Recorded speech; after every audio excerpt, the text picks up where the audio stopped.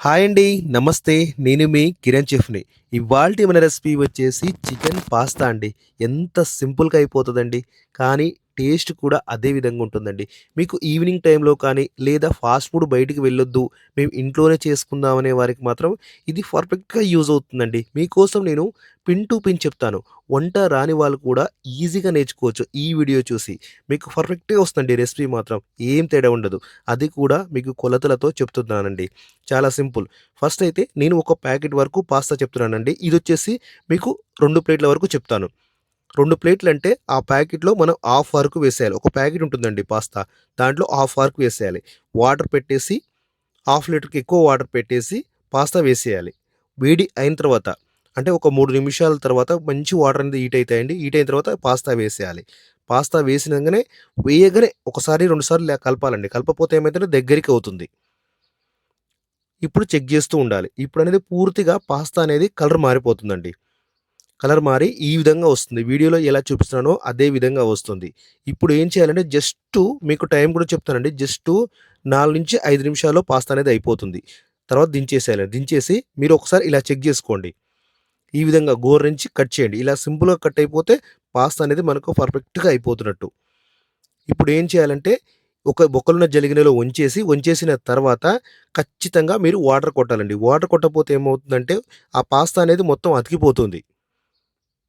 ఖచ్చితంగా వాటర్ అనేది కొట్టాలి. ఈ విధంగా కొట్టేసుకోవాలి. కొట్టేసిన తర్వాత ఇప్పుడు చికెన్ పాస్తా కాబట్టి నేనైతే ఒక 100 గ్రాముల చికెన్ తీసుకొని దాంట్లో అర టేబుల్ స్పూన్ సాల్టు, అర టేబుల్ స్పూను కారం, ఒక అర టేబుల్ స్పూన్ అల్లం వెల్లుల్లి పేస్టు, ఆ తర్వాత అర టేబుల్ స్పూన్ వైట్ పెప్పరు, ఇవి మసాలాలండి. ఆ తర్వాత వచ్చేసి కార్న్ పౌడరు ఒక్క స్పూను, మైదా అనేది 3 స్పూన్ల వరకు వేసుకోవాలండి. కార్న్ పౌడర్ ఒక్క స్పూను, మైదా 3 స్పూన్లు. ఇలా ఎందుకంటే కార్న్ పౌడర్ అనేది కొంచెం గట్టిగా ఉంటుంది. మైదా అనేది చాలా స్మూత్‌గా మనకు నోటికి మంచిగా చికెన్ ఫ్రైడ్ రైస్ తిన్న ఫీలింగ్ వస్తుందండి. ఆ విధంగా ఉంటుంది కాబట్టి. ఈ విధంగా వేసి మొత్తం కలుపుకోవాలి. ఆ తర్వాత వచ్చేసి ఒక అర ఎగ్గు ఇందులో కొట్టుకోవాలి. అర ఎగ్ వేసేసి బాగా కలపాలండి. కలిపి సైడ్‌కి పెట్టాల్సిన అవసరం ఏమి లేదండి. జస్ట్ మీరు గోరువెచ్చని ఆయిల్‌లో ఒక్కొక్క పీస్ వేయాల్సుంటుంది. ఈ విధంగా మొత్తం కలుపుకొని ఒక్కొక్క పీస్ వేసేయండి ఇందులో. తొందరపడి 2, 3 పీసులు వేస్తే ఏమవుద్దంటే అతికి లోపల భాగం అనేది సరిగ్గా ఉడకదండి. కాబట్టి ఒక్కొక్క పీస్ మాత్రమే ఏసేయండి.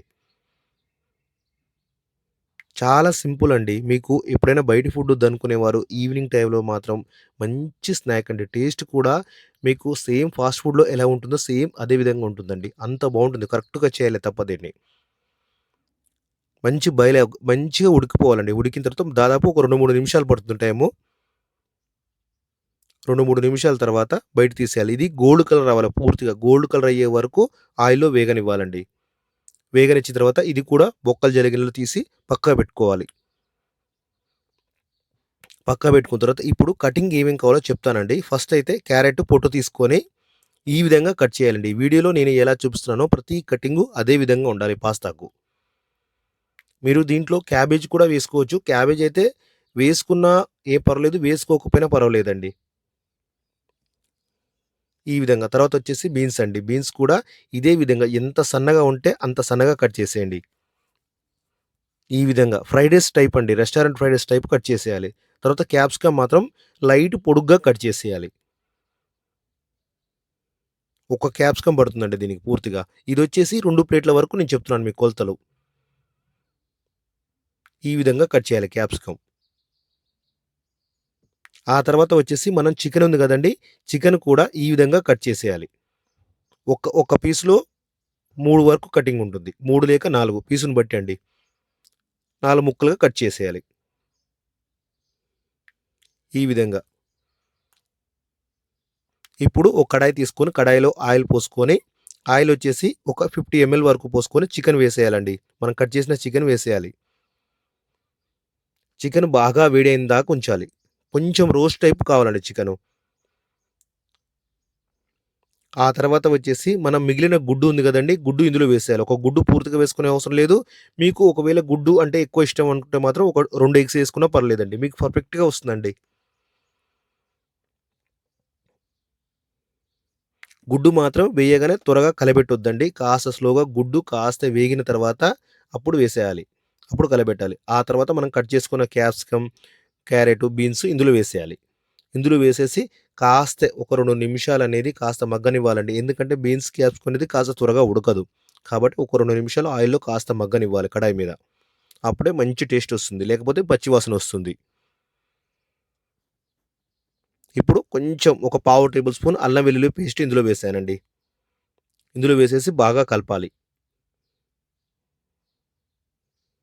ఇప్పుడు మంచిగా వేగాలండి. వేగిన తర్వాత ఇప్పుడు మనం పాస్తా అనేది వేసేయాలండి. ఇంకొక విషయం పాస్తా చేసిన తర్వాత వెంటనే చేయాలండి ఇది మాత్రం. లేదు పక్కకు పెట్టుకుంటామంటే మాత్రం పాస్తా అనేది దగ్గరికవుతుందండి. మెత్తబడిపోతుంది ఎక్కడికక్కడికి. సరిగ్గా పర్ఫెక్ట్ రాదు మీకు. ఇప్పుడు ఇందులో మసాలాలో అర టేబుల్ స్పూన్ కారం, అర టేబుల్ స్పూన్ సాల్టు,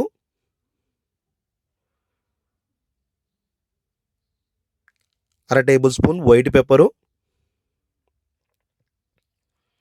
ఇవేసి బాగా కలిపి ఆ తర్వాత మీ దగ్గర చికెన్ మసాలా గానీ, ఏ చికెన్ మసాలాలో ఆచీ గానీ, ఏదున్నా పర్వాలేదండి. చికెన్ మసాలా మాత్రం ఒక ముప్పావు టేబుల్ స్పూన్ వరకు ఇందులో వేసేయండి.